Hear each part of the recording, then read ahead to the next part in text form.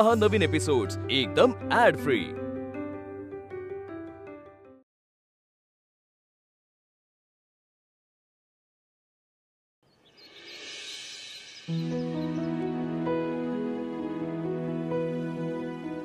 आजी चा दे। मला तुझ्या बाबांना झालेल्या त्रासाबद्दल समजलं। आता कशी आहे त्यांची तब्येत?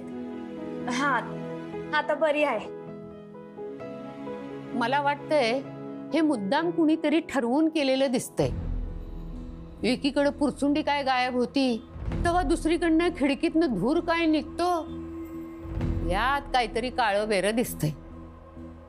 बरं झालं बया सारंग येळेवर आला, नाहीतर काय झालं असतं देवालाच ठाऊक। काय त्याला पंप घेऊन यायची बुद्धी व्हावी। बघितलंस, म्हणजे देवीने पण यावर तोडगा काढून ठेवलेला होताच। तिचं लक्ष असतं मायावर, ती चुकीचं नाही घडू देणार। वय वय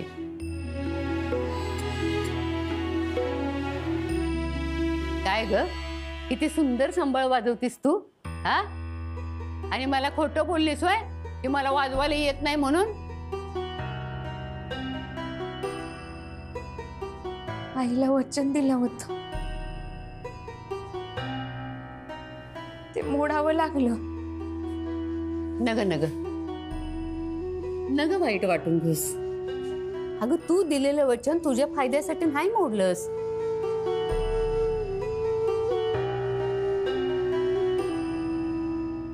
बर, तुम्हाला अजून काही लागलं तर मला सांगा, मी आणून देते।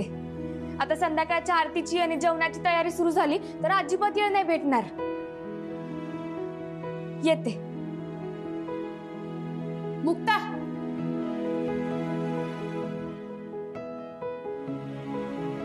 लई वर्ष झाली बघ देवीला फुलं वाहून। आरती झाली की किती प्रसन्न वाटायचं फुलं व्हायला। जणू देवी आईच्या चरणी काळीच काढून ठेवल्यासारखं वाटायचं। पण आता तर त्या फुलाचा स्पर्श सुद्धा विसरून गेले बघ। मी तुमच्यासाठी नक्की प्रयत्न करेन। नग नग, आधीच तू यांच्या डोळ्यात खुपतीस, पण आज तुझ्या हातून संबळ वाजू दे असं साकडं मी देवीला घालीन। आजच नाही, 9 दिवस तूच संबळ वाजवला पाहिजे। आणि देवी ही इच्छा माझी नक्की पूर्ण करा, कारण तिला माहिती आहे मी स्वतःसाठी काय बी मागत नाही।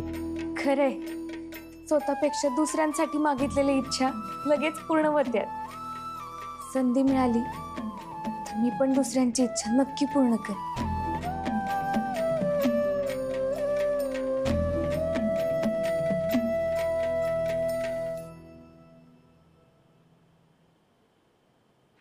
मुक्ता,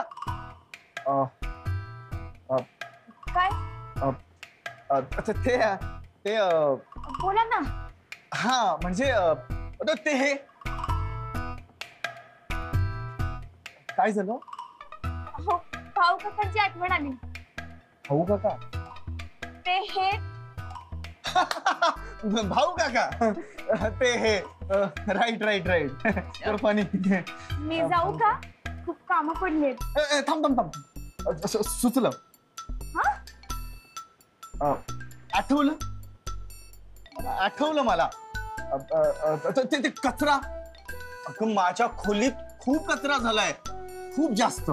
तर तू तो कचरा साफ करायला मला मदत करतेस का? हा करेन ना। कूल, चल मग जाऊया। चल। हा ये।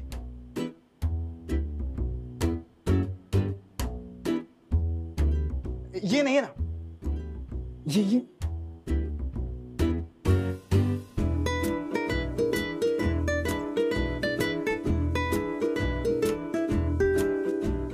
झाडू इथे कसं असेल? मी घेऊन येते। काय करताय तुम्ही? दरवाजा का बंद करताय? नाही नाही नाही, ते मी अहो, ह्याची मदत करताय म्हणजे तुम्ही काय पण नाही करू शकणार। तसं नाही, तसं नाही। मग कसे? मला तुम्ही चांगला माणूस वाटला होता। बघ बाजूला। एकदम चूप।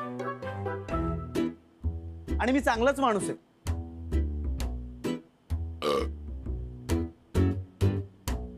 दरवाजा मी ह्यासाठी बंद केला कारण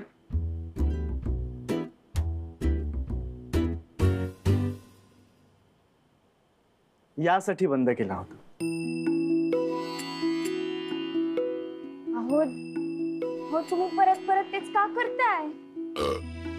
आणि तुम्हाला किती ढेकर येते आहेत? हो, कारण मला खूप गॅस झालाय. दुपारपासून मी दुपारपासून काय? ते तुला उपाशी पाहतोय ना, तेवढं खाऊन घे. तू खाल्लंस ना की माझे ढेकर थांबतील. हो, मी जेवल्याने तुमचे ढेकर कसे थांबतील? अगं खाऊन तर बघ, 9व्या मिनिटाला ढेकर गायब. मी उपास सोडावा म्हणून तुम्ही नवीन नवीन काहीतरी काढताय ना? आणि काय हो, पुढे पुढे इथे कचरा, मला झाडू मारायला बोलवलत ना?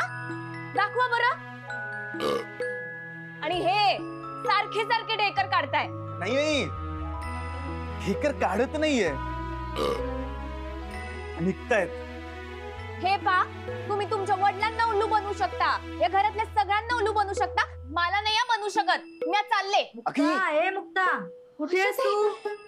अगं बाई, हो कोणी मला असं तुमच्या सोबत दरवाजा बंद असताना पाहिलं ना? अच्छा, बाहेरच आहे. उघडू का दरवाजा? नाही नाही नको. हा, मग खा. हो, हे चुकीचं आहे. मला माहिती हे चुकीचं आहे, पण करू काय?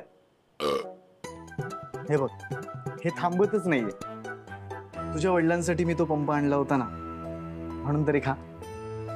हो, त्याबद्दल तुमचे आभार कसे मानून मला कळतच नाहीये. तुम्ही येळेवर धावून नसता आला ना तर. पण तुम्ही त्याच वेळी पंप घेऊन कसं आलात? तूच राहिली होतीस विचारायची. नाही म्हणजे मला वाटलं की तुम्ही दुसऱ्या कोणासाठी तरी आणला होता. नाही, आणि नाही, तो पंप मी तुझ्या वडिलांसाठीच आणला होता आणि ठरवून आणला होता. तुझ्यासाठी गिफ्ट म्हटलं, त्यामुळे तुला छान वाटेल. आणि त्या बदल्यात तो 9 दिवस उपास करण्याचा जो तू निर्णय घेतलायस ना, तो मला मागे घ्यायला सांगता येईल. घे प्लीज.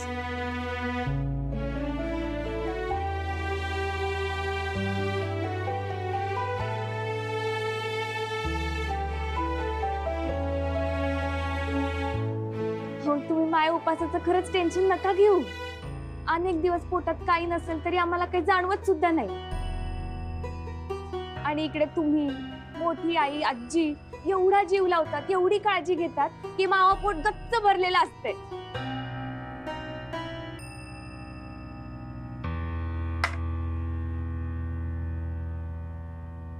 सगळ्या गोष्टी विरोधात असताना सुद्धा एवढा त्रास एवढ्या सहजपणे कोणी कसं काय स्वीकारू शकतं? पैशानं, परिस्थितीनं एवढं हतबल केलेलं असताना सुद्धा कुणाचा स्वाभिमान कसा काय जिवंत राहू शकतो? आम्ही हे सगळं सहज स्वीकारतो कारण आमच्याकडे दुसरा काही पर्यायच नसतो. आणि स्वाभिमानाचं म्हणाल तर तेवढी एकच श्रीमंती आमच्याकडं. आम्ही स्वाभिमानच सोडला तर आमच्या इतकं गरीब या जगात कोणीच नसत. परिस्थितीनेच आम्हाला पावला पावलावर लढायला शिकवले. संकट किती मोठं असलं तरी आम्ही दटून उभं राहतो. आणि संकट काही साधे सुधे नसते आहेत. पहिल्या दुसऱ्यापेक्षा जाडजूड आणि लट्टच्या लट्ट.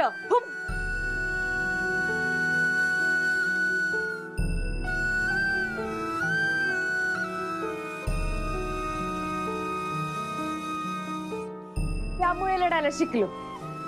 रोज लढतो, रोज जिंकतो असं नाही, पण हारायचं नाही हे मात्र पक्क ठरलेलं असतं.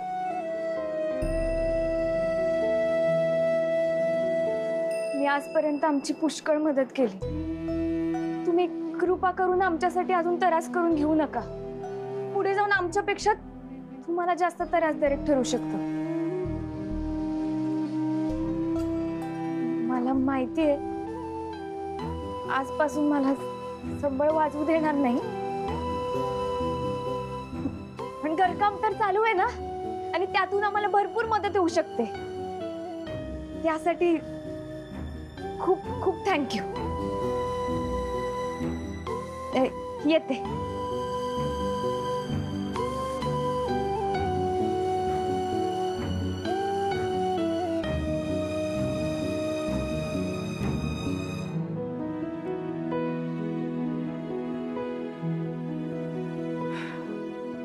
You are unbelievable.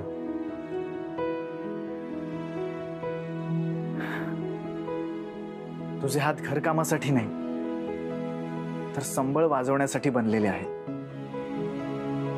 त्यामुळे आज पण संबळ तूच वाजवणार. हो हो, थोडा वेळ द्या मला, कळवतो मी.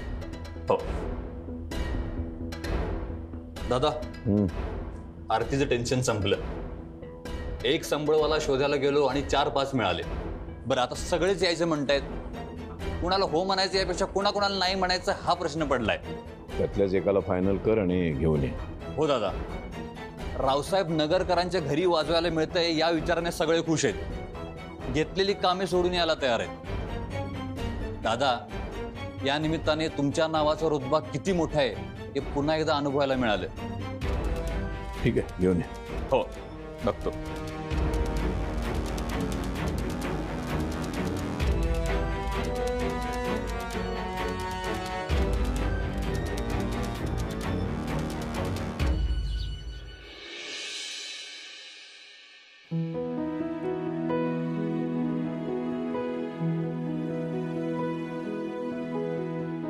आई, फुलं. अरे वा, छान. ठेव. गुरुजी येतीलच एवढ्यात. चल आपण आतावरून घेऊ. हो.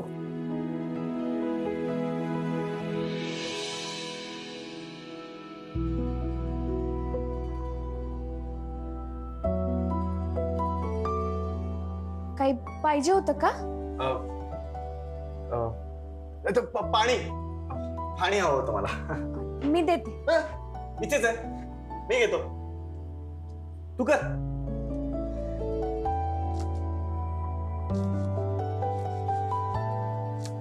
अरे, आरतीची वेळ झाली आणि तू संबळ सोडून हे इथे काय करतेस?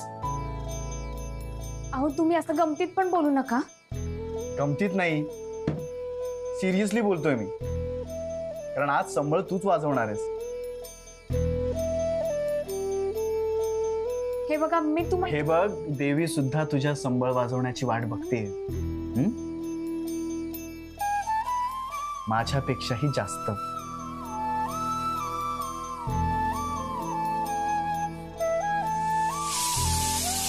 सत्य.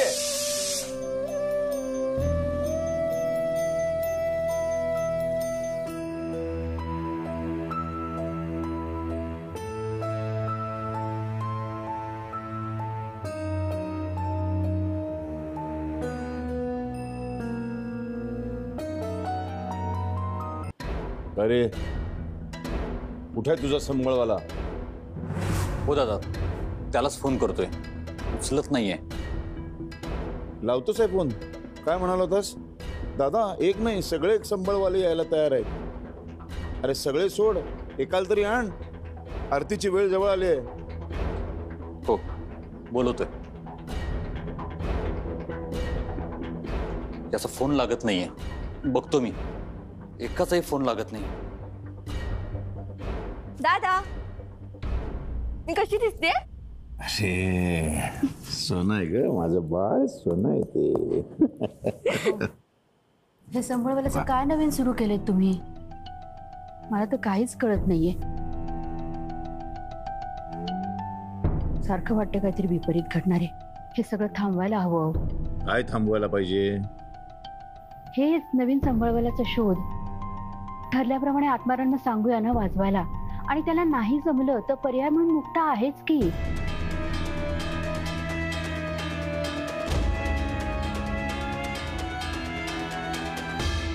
दादांचा ज्या गोष्टींना विरोध आहे तू त्याच का करायला सांगतेस ग त्यांना? आणि तुला तसंही रीतिरिवाजांचं परंपरेचं काहीच पडलेलं नाहीये ना.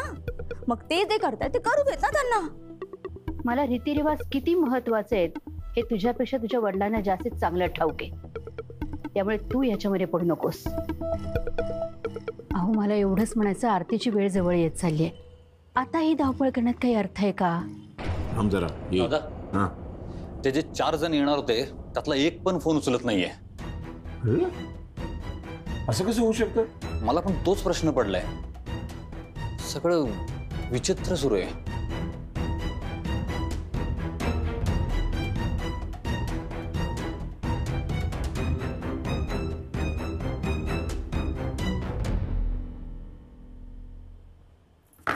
आरतीला तासभर राहिलंय आणि यांना अजून एक संबळवाला मिळालं. युवराज भाऊ पण आहे ना नुसतं तोंडानं वाफा सोडत असतात. हे नियोजन नसलं ना बरोबर की मग हे असं होतं. आता मी तरी कुठं कुठं लक्ष द्यायचं. आणि मी काय बोलले की बोलणार की आलेच हा. हा म्हणजे आता चपात्या पण मलाच करायच्या. अरे पण हे सगळेच जण एकाच वेळेस ते हे उचलत नाहीत मोबाईल, म्हणजे काय हे चुकीचंच आहे. युवराज ते सगळे आले ना की असा झाड ना एकेकाला. पण आलेच नाही तर झाडणार कोणाला? काय मी ऐकलं ते खरं आहे का? एकही संबळवाला फोन उचलत नाही. नाही ना.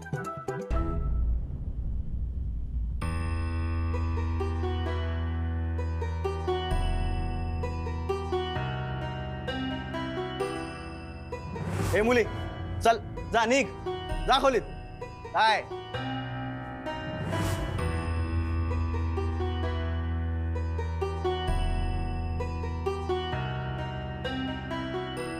पण आलेच नाही तर झाडणार कोणाला? काय मी ऐकलं ते खरं आहे का? एकही संबळवाला फोन उचलत नाही. नाही ना.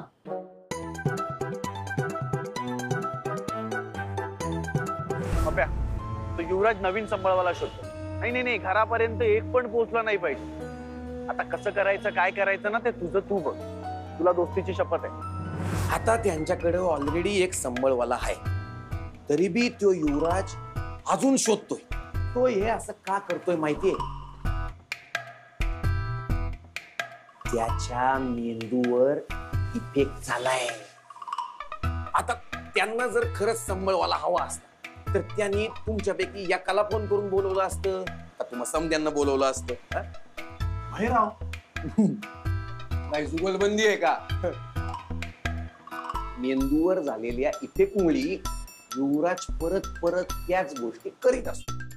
हा तुम्हाला माहितीये तो दिवसातून 72 वेळा जेवतो. हा मग एवढं जेवलेलं लक्षात राहत नाही ना म्हणून. अजून एक माहिती आहे, त्यांच्या घरात पिढीजात असलेला संबळवाला सोडून दुसरा कोणी गेला तर तो काय सांगताय? लहानपणापासून त्या घरामध्ये वाढलोय म्हणून एवढं डिटेल मध्ये सांगू शकतोय. विषयाची परीक्षा घ्यायची असेल तर घेऊन बघा. युवराज भाऊंचा फोन आला ना का फोन उचला, त्यांना हो म्हणा, जाऊन या, बघा काय होतंय. ओके मे थँक्यू एकदम. जर तुमच्यापैकी कुणी त्यांच्याकडे जाऊन जिवंत परत आला तर त्याला आपल्याकडून 11,000चं रोख बक्षीस. पण जर का त्यो नाही आला तर त्याच्या माहितीचा खर्च आपला. बोला जातंय का कोण? बरोबर नको ना. तुमच्या समजांचे मोबाईल द्या इकडं, म्हणजे युवराज भाऊंचा फोनच येणार नाही. बरोबर की नाही? द्या. हा येऊ दे येऊ दे, द्या द्या तुम्ही. युवराज अहो आपल्याकडे कुठलाच पर्याय नाहीये तर निर्णय घ्यायला हवा आपण. मुक्ता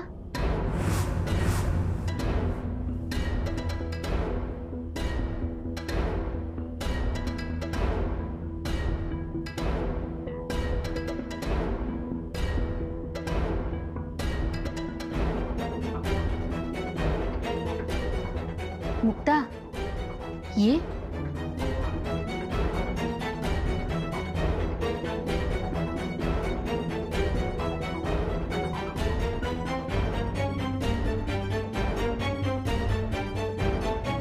ये.